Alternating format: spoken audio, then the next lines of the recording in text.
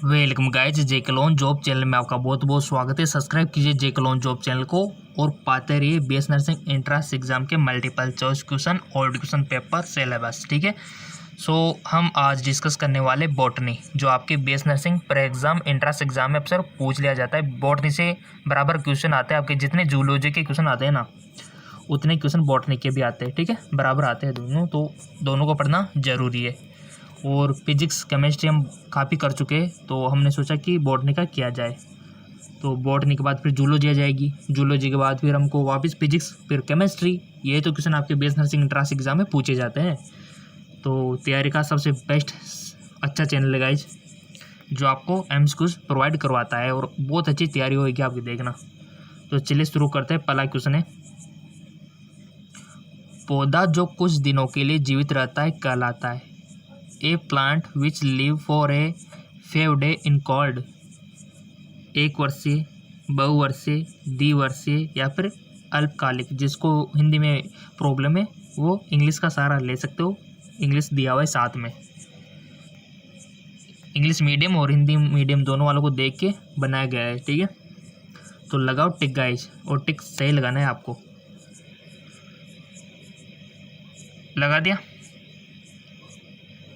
लगा दिया होगा।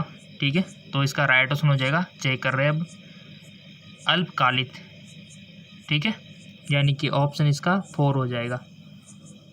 तो अल्पकालिक जिनके लिए जीवित रहता है क्या कहलाता है? अल्पकालिक बोलते हैं इनको। और जिनका सही गया था उन स्टूडेंट को बहुत बहुत धन्यवाद, उनका तो समझ लो सिलेक्शन हो जाएगा।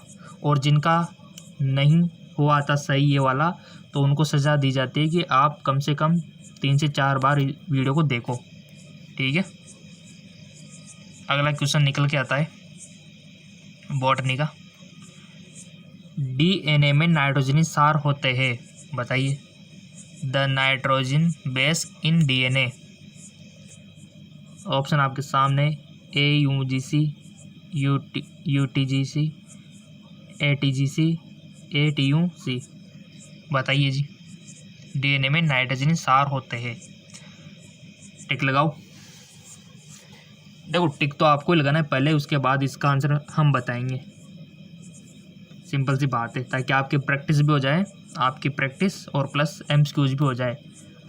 और बीएस नर्सिंग में तो इतना स्कोप है, इतना तो किसी फील्ड में नहीं मिलेगा। इतना स्कोप है बीएस नर्सिंग में।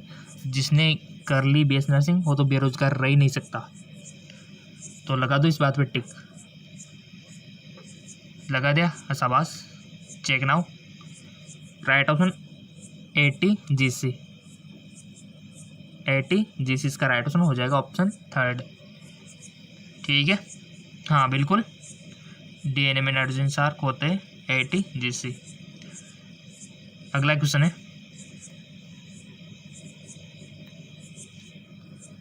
पादपों में रेशेदार कोशिकाएं होती है। इन plant fibrous cell are living dead. कुछ पौधों में जीवित, उपयुक्त में से कोई नहीं, बताइए।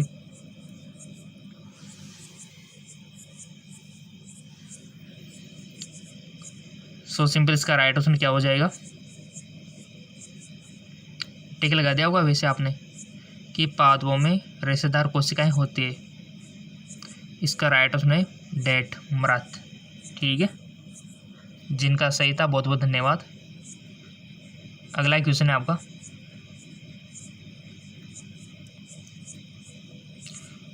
थोड़ा सा एडजस्ट कर लेते इसको। कौन सा कोशिकांग कोशिका के बाहर जीवित रह सकता है? एंडोप्लाज्मिक रेटिकुलम, क्लोरोप्लास्ट, केंद्रक या फिर आपका गोल्जी बॉडी।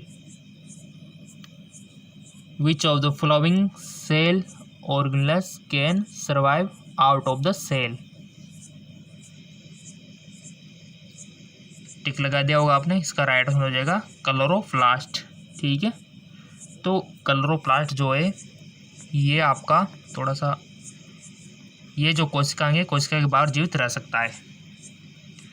अगला क्वेश्चन है, देखो क्वेश्चन तो मिलते रहेंगे आपको, और हमारा दूसरा चैनल है ना, वहाँ पर भी आपको मिल रहे हैं फिजिक्स केमिस्ट्री बायोलॉजी के, जिसका नाम आपको पता है जीके MCQs चैनल, लिंक नीचे डिस्क्रिप्शन में दे दिया है। वैसे बेसिकली यहाँ पर भी हम रोजाना MCQs प्रोवाइड करवाते हैं, ठीक है ना।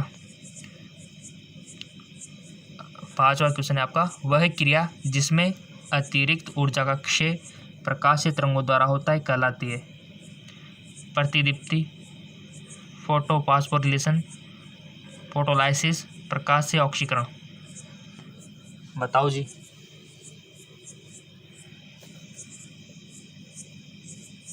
सो इसका राइट आंसर हो जाएगा प्रकाशीय ऑक्सीकरण, फोटो ऑक्सीडेशन, ठीक है। फोटो ऑक्सीकरण इसका राइट आंसर हो जाएगा। अगला क्वेश्चन है,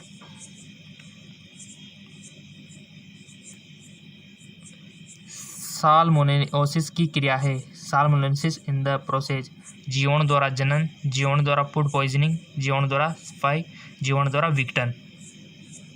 बताओ। राइट ऑप्शन आपको बताना है। लगा दिया होगा टिक आपने, चेक नाउ। इसका करेक्ट ऑप्शन हो जाएगा जीवाणु द्वारा फूड पॉइजनिंग, ठीक है। तो ये होते हैं साल्मोनेलोसिस की क्रिया। नेक्स्ट,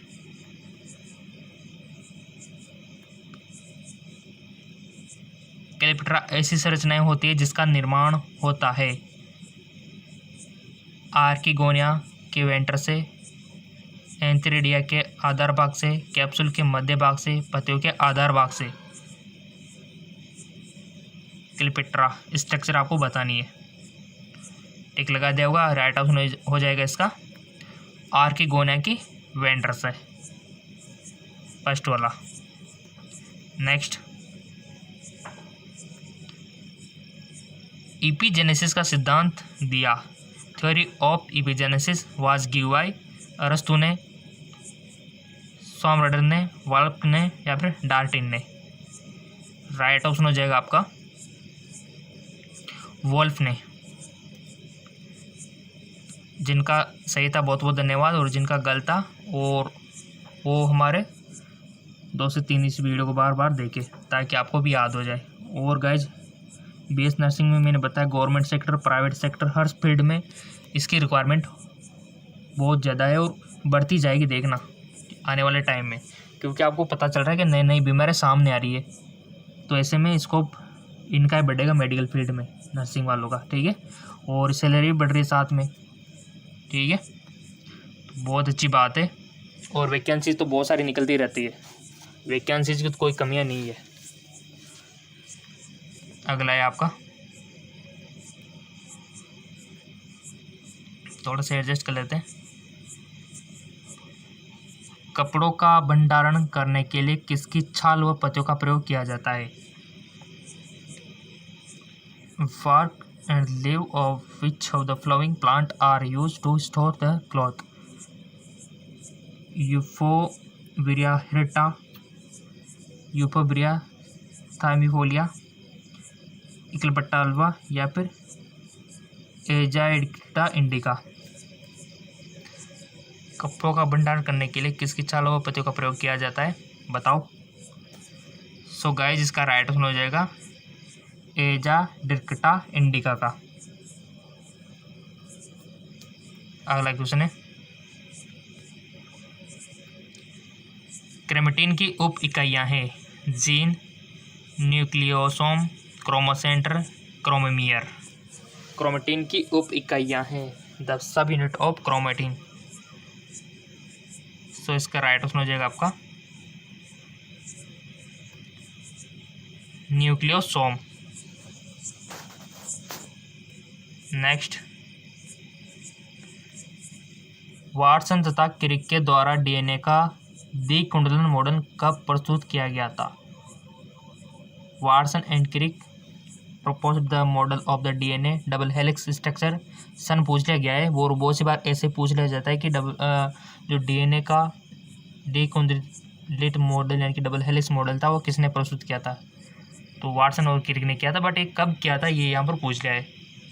1943, 1953, 1955, 1963। सो बताइए इसका राइट ऑप्शन क्या हो सकता है? जिसको ये वाला क्वेश्चन आ गया समझो उनका लेवल बहुत अच्छा है। क्योंकि सन को याद रखना बहुत मुश्किल होता है थोड़ा सा। सन, क्योंकि बहुत सारे सन होते हैं, किसी इनको याद रखे, ठीक है। बहुत सारी जगह सन को रखना इतना आसान नहीं है। तभी तो अगर जिन्होंने इसका आंसर सही बता दिया, समझो उसका सिलेक्शन पक्का है। इसका मतलब सन को याद रखना छोटी मोटी बात नहीं है, ठीक है ना। बाकी चीज़ें याद हो जाता है ट्रिक से, बट सन को कैसे याद रखें इसकी कोई ट्रिक नहीं होती है। तो आपने थोड़ा सा रिसर्च किया होगा, पढ़ा होगा, तो इजीली आप इसको कर पाएंगे। और एमसीक्यू तो मिलते रहेंगे, डोंट वरी, आपको बिल्कुल ही फिक्र नहीं करनी है, रोज़ाना मिलते रहेंगे। ये चैनल बीएस नर्सिंग की तैयारी कराने के लिए ही तो बनाया है, और बेस्ट तैयारी कराएंगे, देखना आपकी। और दो चैनल बना रखे, एक तो ये और एक हमारा जीके एमसीक्यूज एमके चैनल है। दुगना पोषण मिलता रहेगा आपको बराबर। अब तो आपने बता दिया होगा इसका राइट ऑप्शन वैसे। सो गाइज, इसका राइट ऑप्शन हो जाएगा 1953। जिन्होंने बताया 1953, उनको बहुत इंटेलिजेंट मान सकते हो अपने आप को। अगला है,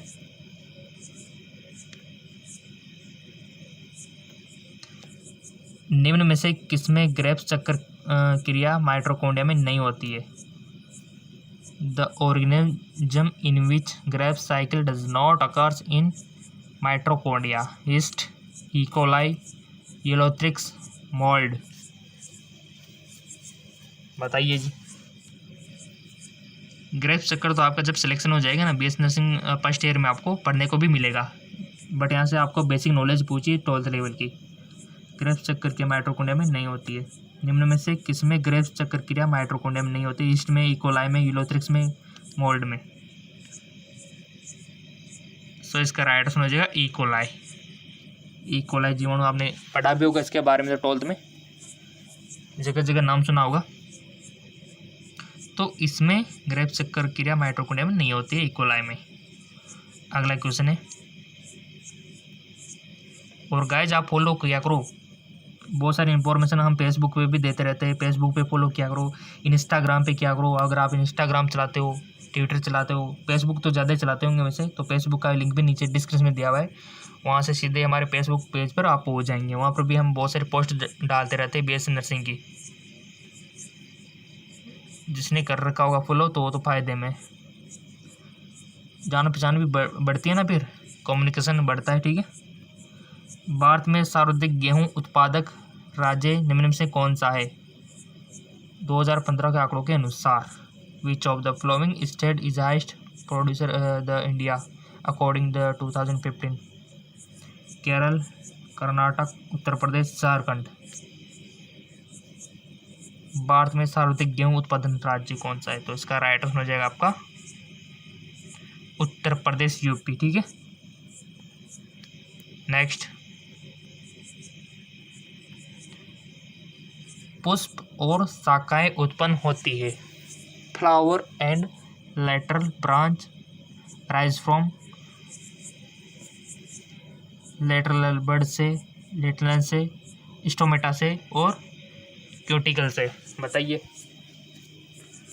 पीडीएफ की टेंशन तो आपको बिल्कुल भी नहीं करनी है, हम फेसबुक पे पेज पे या फिर इंस्टाग्राम पे आपको लिंक दे देंगे, ठीक है। सो इसका राइट ऑप्शन क्या होगा? इसका राइट ऑप्शन हो जाएगा आपका लेटरल बड से, ठीक है। फर्स्ट वाला। नेक्स्ट, पॉलीथीन ग्लाइकोल पीईजी का उपयोग किसमें किया जाता है? जीवद्रव्य संयोजन, भ्रूण संवर्धन, किण्वन, जीवद्रव्य विलयन। सो गाइस, जिसका राइट ऑप्शन हो जाएगा आपका जीवद्रव्य संयोजन, प्रोटोप्लास्ट फ्यूजन, राइट। जिनका सही था बहुत बहुत धन्यवाद। और ईमानदार से बता दो, ये आप जो 50 क्वेश्चन अभी आपने बोर्ड के किए, 15 में से किनके सही है, कितने सही है? अगर गाइस जिनके 12th से कम है, लो लेवल पे है, तो उनको तो वीडियो 2 से क्या 5 बार देखना चाहिए उनको, तो फिर सारे वीडियो देखना चाहिए। अब आप बोलेंगे सर सारे वीडियो कैसे देखे? तो सिंपल सी बात है, नीचे लोगो आ रहा होगा जेके लोन जॉब का, तो इस जे के लोन जॉब पे आपको क्लिक कर देना है। तो क्लिक करते आपके सामने कुछ इस प्रकार का पेज ओपन हो जाएगा। सो जैसे ही क्लिक करोगे तो ये ओपन हो जाएगा इस प्रकार का, ठीक है। तो यहाँ पर आपको करना क्या है, ये वीडियो का ऑप्शन दिख रहा है ना, बस इस पे आ जाना है आपको, इस वाले पे, ठीक है। ये लो आ गए। वहाँ से आप सारे वीडियो देख सकते हो। ये देखो सारे वीडियो। किसी दिन आप कहीं प्रोग्राम में चले गए हो, मिस कर दिया हो, तो भी आपको वीडियो मिल जाएगा, कोई दिक्कत वाली बात नहीं है। जो आपको लगता है कि ये वीडियो हमने नहीं देखा तो आप यहाँ से देख सकते हो। ये सारे इंपॉर्टेंट है आपके लिए। तो बहुत सारे स्टूडेंट ऐसे हैं जिन्होंने वीडियो नहीं देखा है, तो आप देखो, क्योंकि यहाँ पर हम देख पा रहे हैं कि इसमें 5K व्यू है। ये 5000 लोगों ने देखा है, बट किसी में फिर 3000 ये क्यों है, 2000 किधर गए, किसी में ये देखो 2800 है, बाकी किधर गए। तो ये वीडियो देखो गाइज, तभी जाके सिलेक्शन होगा। अगर आप प्रैक्टिस नहीं कर रहे हो ना, तो कोई उम्मीद मत रखना है आप सिलेक्शन की, ठीक है। छोटा मोटा लेवल का नहीं आएगा, देखो थोड़ा हाई लेवल का आएगा ये, तब जाके सिलेक्शन होगा। और कंपटीशन तो बढ़ जा रहा है दिन ब दिन, जितना पढ़ोगे ना उतना ही कम है। तो इन वीडियो को देखो, आपके लिए बनाया हुआ है, काफ़ी मेहनत करनी पड़ती है तब जाके बनते हैं इतने सारे MCQs। तो इनको देखो, अगर आपने कोई भी वीडियो नहीं देखा है तो फॉलो करो इनको। ये देखिए, तो इनको देखिए गाइज, पूरा का पूरा लड़ी हुई, पूरा पूरा चेन है वीडियो की, तो कोई कमी नहीं है MCQs की। और अगर आपको कमी लगती है ना, तो फिर आपको नीचे डिस्क्रिप्शन में जो लिंक दिया है उस पर GK MCQs के चैनल को फॉलो कर लो। यहाँ पर आधा घंटे की वीडियो आपको मिल जाएगी।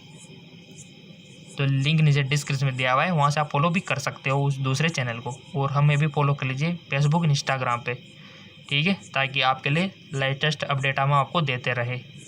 ओके, धन्यवाद।